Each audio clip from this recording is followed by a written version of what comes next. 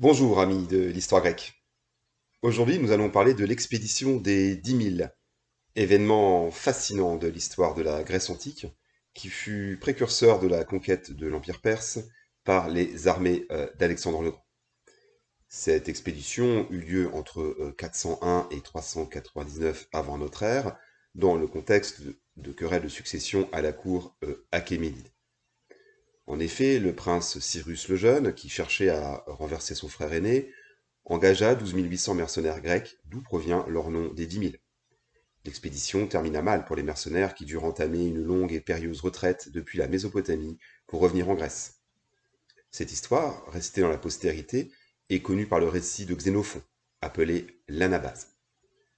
Xénophon fit partie du contingent de mercenaires et les commanda pendant une partie de leur retraite. En tant que témoin direct des événements, il se positionne comme l'un des grands penseurs de son temps. Son récit de l'Anabase est non seulement un compte-rendu détaillé des événements, mais aussi une réflexion profonde sur la nature humaine, la politique, la guerre et la société de son temps. À travers ses écrits, Xénophon offre une perspective unique sur l'expédition des 10 000, ajoutant une dimension intellectuelle et philosophique à cet événement historique majeur. Voyons d'abord les querelles à la cour achéménide. Tout commença par une querelle successorale à la cour perse. Darius II, qui régnait sur l'Empire perse depuis 424, avait épousé sa demi-sœur Parysatis, et celle-ci intriguait pour que son fils cadet, Cyrus le Jeune, accédât au trône. Mais Darius II préférait son fils aîné Arcès, et décida d'éloigner Cyrus en faisant de lui le satrape de Lydie, Phrygie et Cappadoce. Après la mort de leur père en 404, Cyrus entra en rébellion contre son frère, qui prit le nom royal d'Artaxerxès II. Selon Plutarque, Cyrus le Jeune fomenta un complot contre son frère, alors que ce dernier s'apprêtait à être sacré par les prêtres à Passagarde.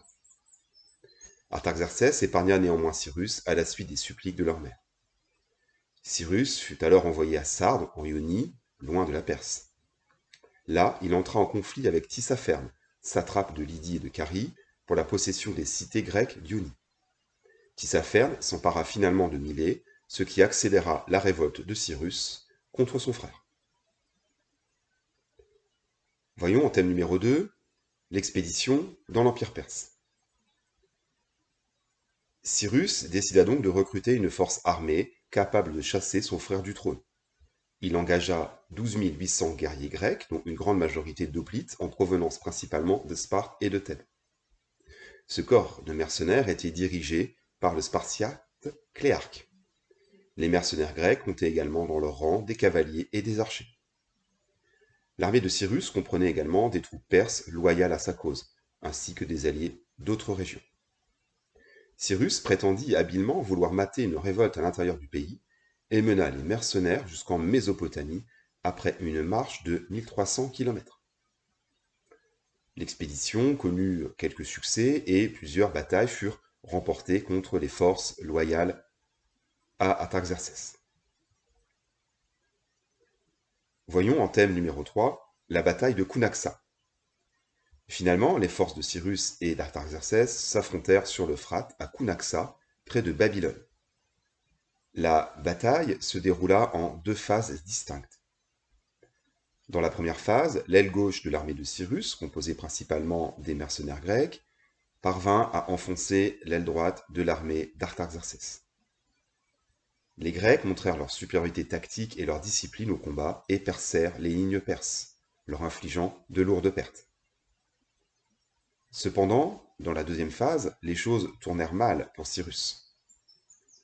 Au lieu de poursuivre leur avantage et de soutenir les autres corps de l'armée de Cyrus, les mercenaires grecs se lancèrent dans le pillage des bagages perses.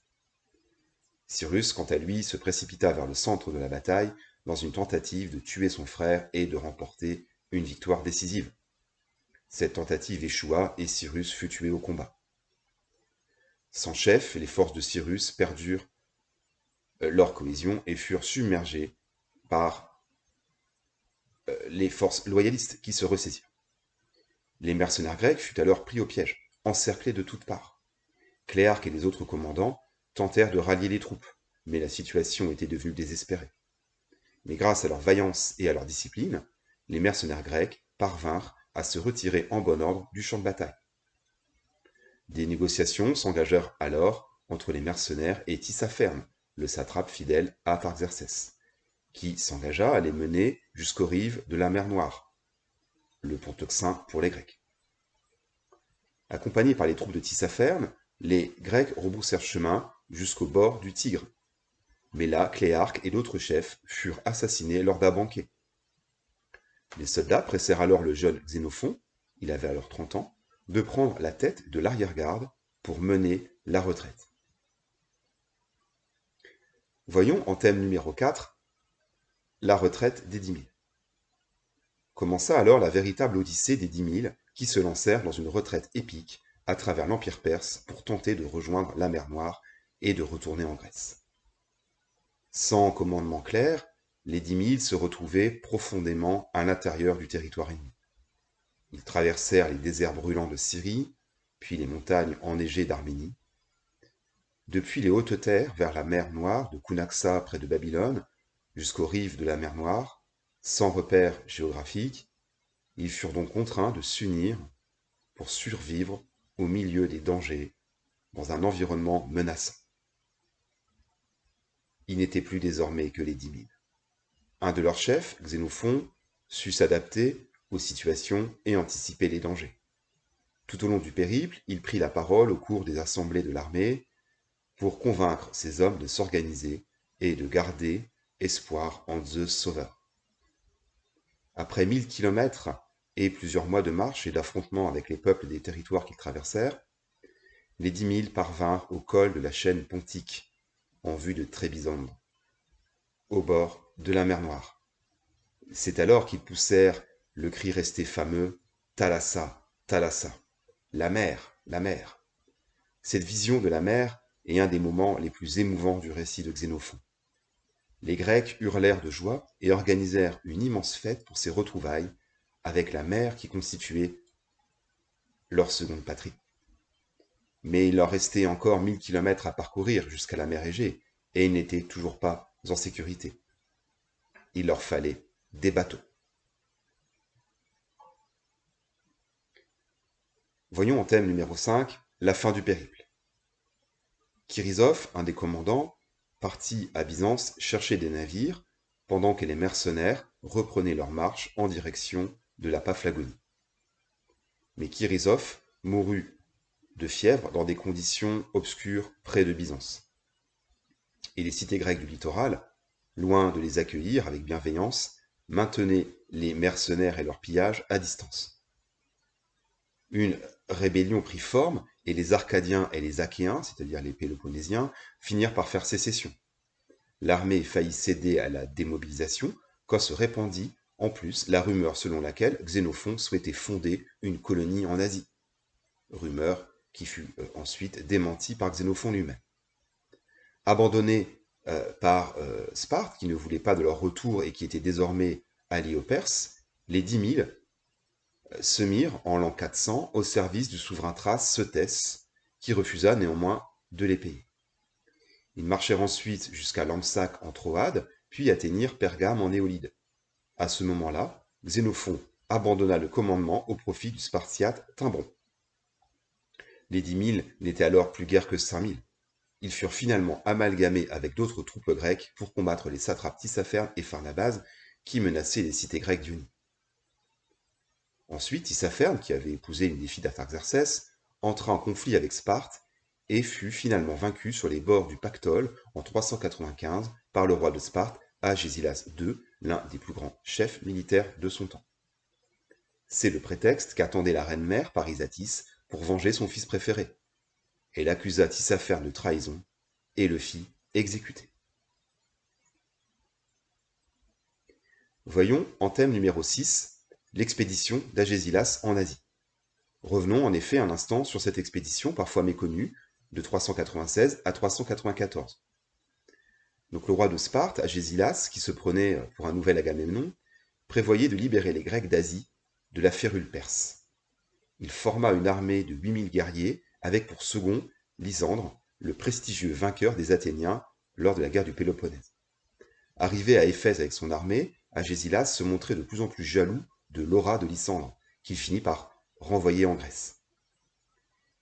Il mena une brillante campagne en Ionie contre Tissaphernes et remporta la victoire sur les bords du Pactole en 395.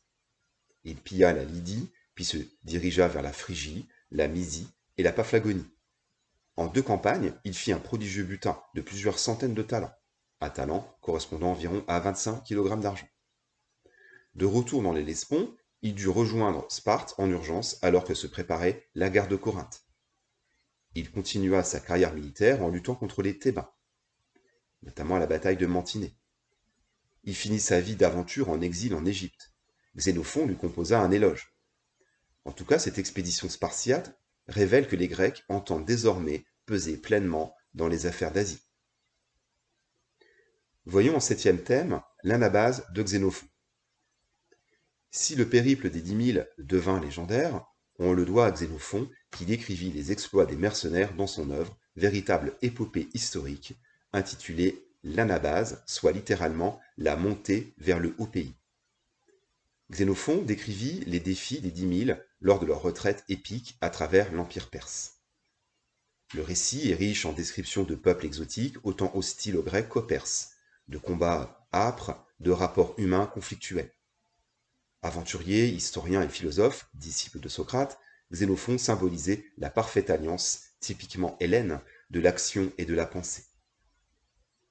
Il fit preuve d'un grand art du commandement en montrant de la fermeté de caractère face au péril. Il fut un stratège habile et pragmatique, un orateur éloquent et persuasif. La priorité fut pour lui de trouver le moyen de nourrir ses hommes et de conserver la cohésion parmi la troupe. Dans ses quelques réflexions sur la monarchie achéménide, il montre que malgré l'immensité de leur empire, les richesses et leur armée innombrables, la Perse était à la merci d'un agresseur audacieux.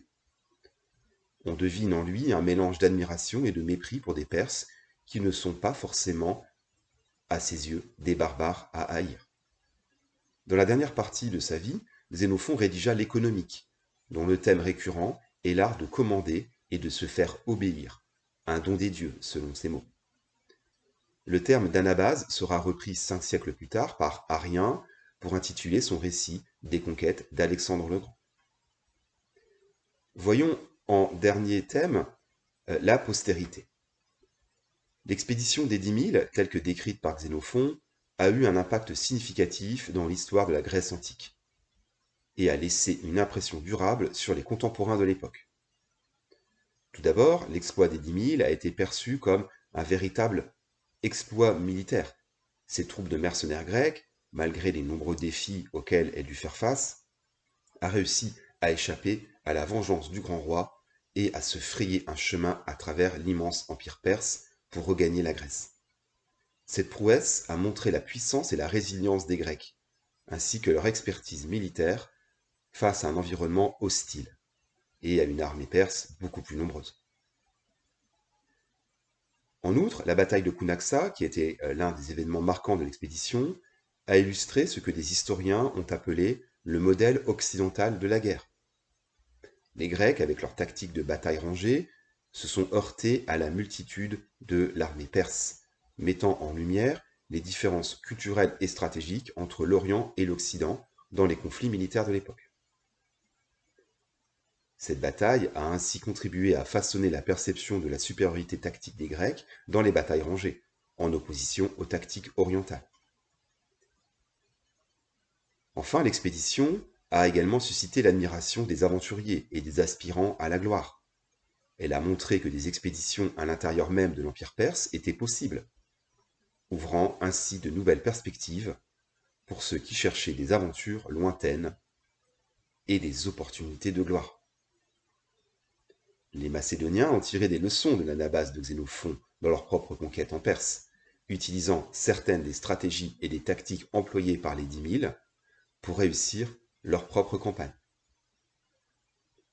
En somme, l'expédition des 10 000 a laissé une empreinte indélébile dans l'histoire de la Grèce antique, tant par son exploit militaire que par son impact sur la perception de la guerre et des possibilités d'expédition.